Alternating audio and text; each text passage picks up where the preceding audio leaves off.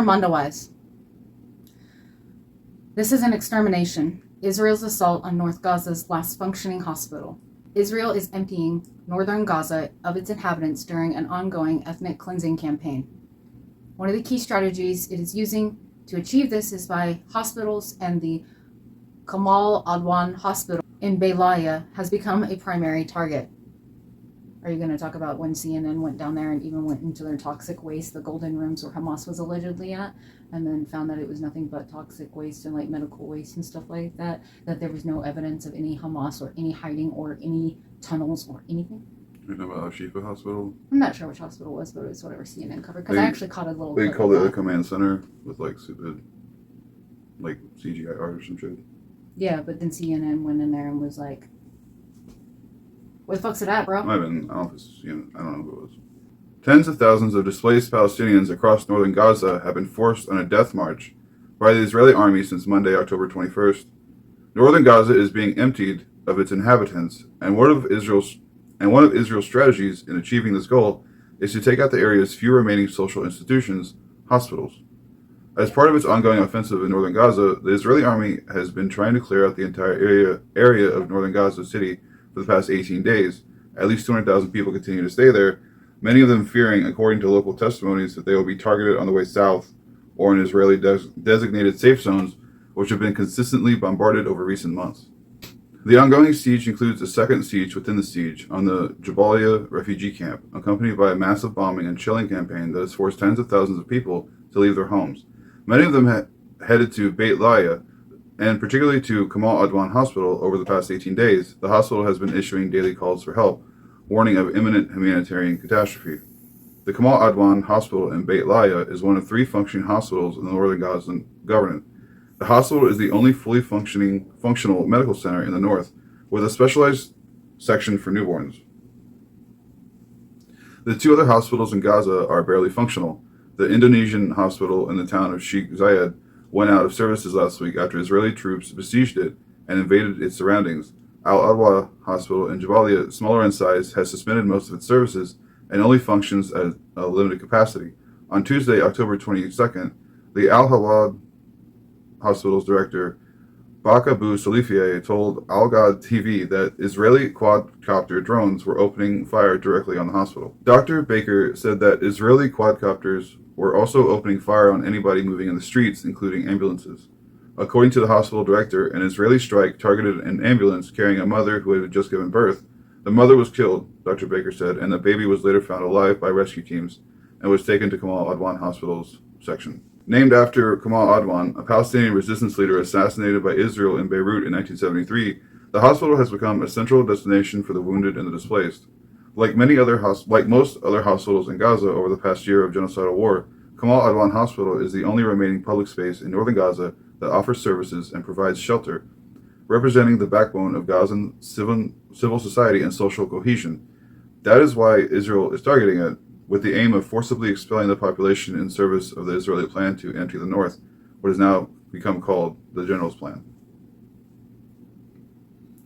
2 weeks before Israel began the current siege, Netanyahu told Israeli lawmakers that he was considering the General's Plan, so named for the proposal but forwarded by senior Israeli army officials in early September and based on the vision of retired Israeli General Iliand, who wrote an op-ed a year ago explaining how northern Gaza should be emptied of the entire population through mass starvation and extermination. The plan is an enhanced version of what Israel has already been doing for the past year, including targeting and forcibly evacuating hospitals. Israeli forces raided Al-Shifa Hospital in Gaza City for the first time in November, when the compound and its surroundings were crowded with displaced families, and forced medics, patients, and displaced people to leave.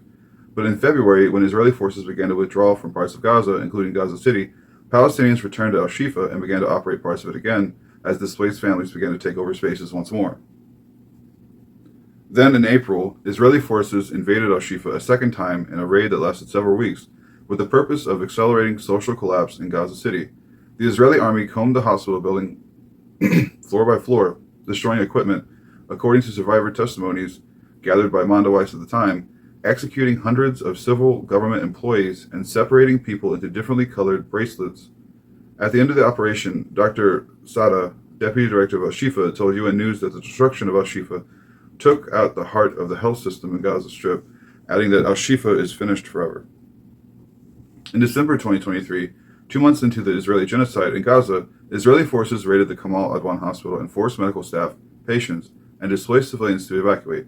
The hospital resumed partial services in July after joint efforts by the World Health Organization and other international parties, coupled with pressure on Israel to allow limited quantities of humanitarian aid into the north.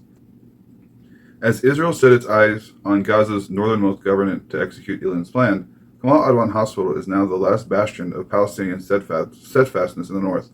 This makes it a prime target in the ongoing Israeli offensive.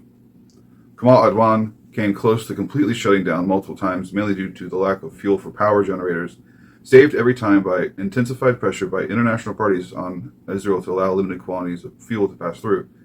We need blood units, shrouds for the dead, doctors, and food, Dr. Zalifia, director of Kamal Adwan Hospital, told the media on Wednesday, October 23rd, signaling that Israeli forces had cut off internet services from the area. The day before, on October 22nd, Dr. Abu Saifa told the media that the hospital had run out of blood units, had a shortage of medical staff, and that the available staff was hungry and exhausted, and that the power generators were about to run out of fuel. Dr. Abu Safia also indicated that the hospital was treating 130 wounded, including 14 on ventilators, and that medics were unable to evacuate the wounded from the streets because of the risk of being targeted by Israeli quadcopter fire. He had called upon the international entities to open a humanitarian route to evacuate the wounded and described his hospital as a mass grave. A week earlier, on October 16th, Dr. Abu Saifa posted a video he took inside the Kamal Adwan Hospital's newborn children section. The video showed babies inside incubators and the Palestinian nurses caring for them. These are children with difficult cases, and more cases are on the way, as we have scheduled cesarean births for tomorrow, he said while filming. This baby girl here arrived after her family was targeted by an Israeli strike, said Abu Saifa while filming one particular newborn.